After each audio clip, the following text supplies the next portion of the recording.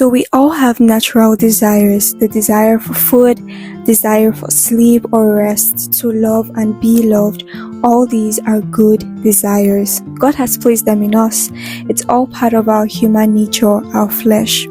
So let's say I'm craving a particular meal. I'm hungry. I want to eat. That's okay. That's fine. There's nothing wrong with that.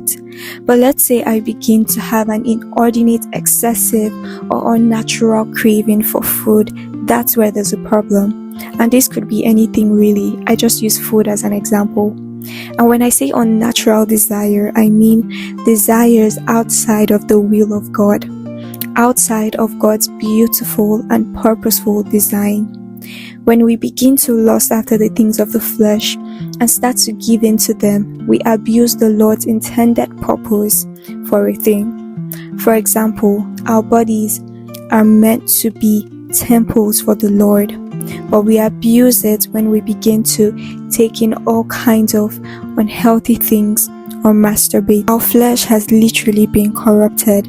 David says, "Surely I've been sinful from birth, sinful from the time my mother conceived me." So you see, we're constantly desiring things in ways that are contrary to God's will.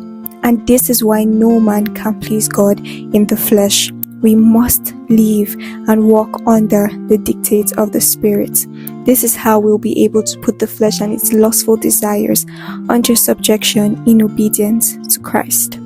Galatians 5 from verse 16 to 17 tells us that we should walk in the Spirit, and we shall not fulfill the lust of the flesh. For the flesh lusts against the Spirit, and the Spirit against the flesh. They are not.